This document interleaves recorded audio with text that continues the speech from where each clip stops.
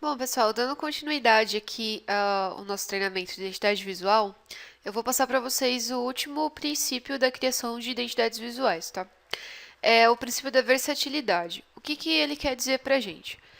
O princípio da versatilidade, ele diz que a gente tem que criar uma identidade visual que seja adaptável a qualquer tamanho. Eu já venho falando disso para vocês desde o começo, mas é por causa disso mesmo, para que vocês fixem bem esse princípio, porque ele é o mais importante.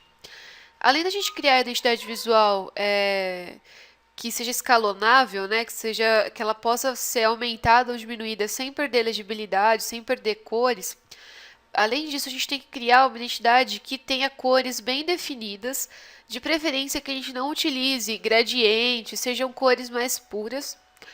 E é interessante também que ela sempre seja em vetor. Aí você fala assim pra mim: "Ah, mas eu quero fazer ela no Photoshop".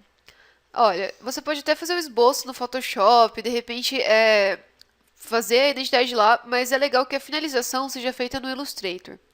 Ou, de repente, se você usa CorelDRAW, também pode ser, não tem problema nenhum. Por quê?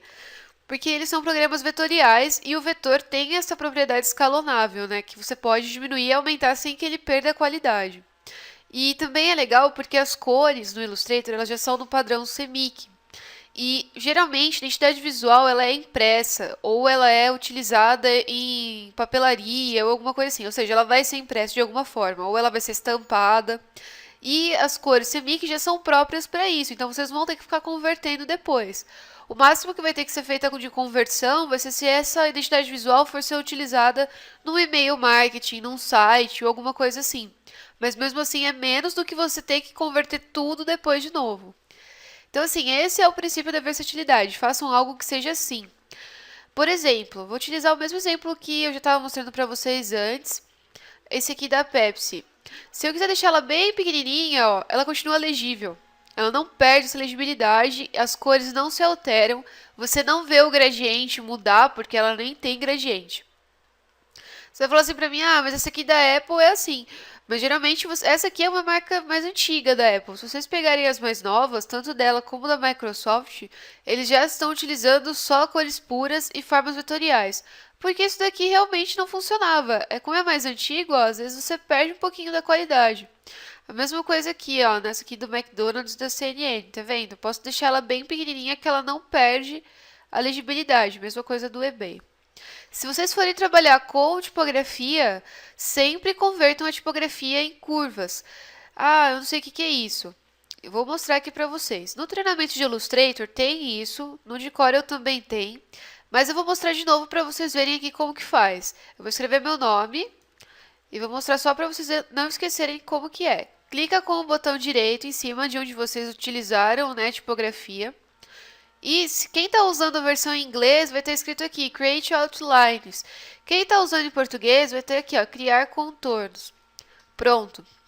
Isso daqui vai garantir que quando vocês entregarem essa identidade visual para o cliente e ele for utilizar, ou levar uma gráfica para imprimir, ou enfim, que ele de repente vai contratar outra pessoa para fazer uma parte da identidade visual corporativa. Você não faz site e ele quer que outra pessoa faça, eles vão poder utilizar sem que essa tipografia seja alterada.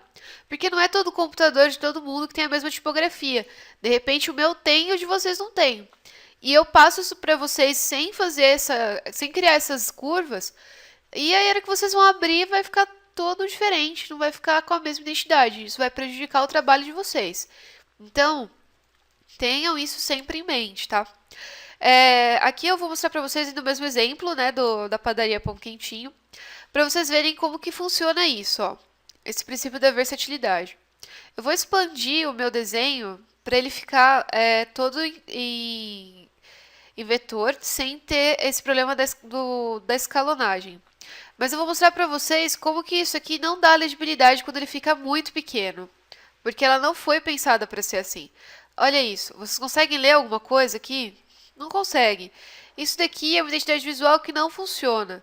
Quando vocês forem fazer uma identidade visual, esse é o primeiro teste que tem que ser feito. Não façam identidades visuais que não podem ser escalonadas. Eu vou mostrar nesse daqui, ó, como ele vai dar bem mais leitura. Tá vendo? Lógico que as cores não estão ajudando nesse ponto. Eu falei isso para vocês na aula anterior, né? Quando for pensar, faça uma paleta de cores já bem definida. Pensem em diferentes fundos.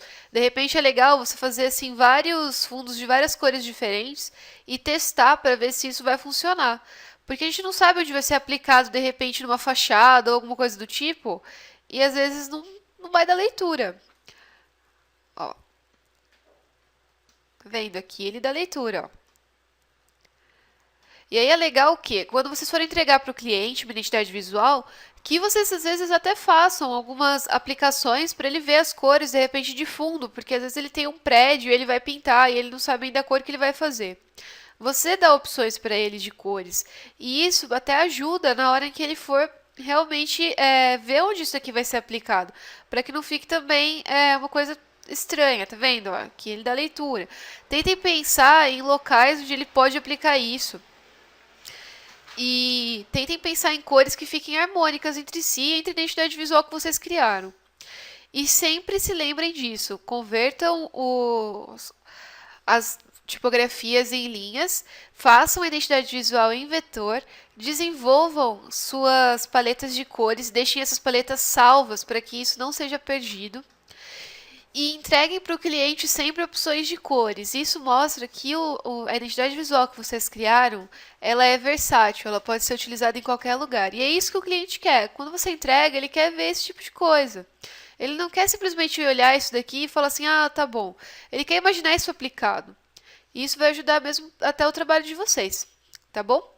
Bom, na próxima aula eu vou começar a falar para vocês um pouquinho sobre escolha de tipografia para a identidade visual e eu vou mostrar para vocês os exemplos de marcas que já são utilizadas só com tipografias e que conseguiram se solidificar no mercado sem nenhum outro símbolo junto delas. Então, até a próxima, pessoal!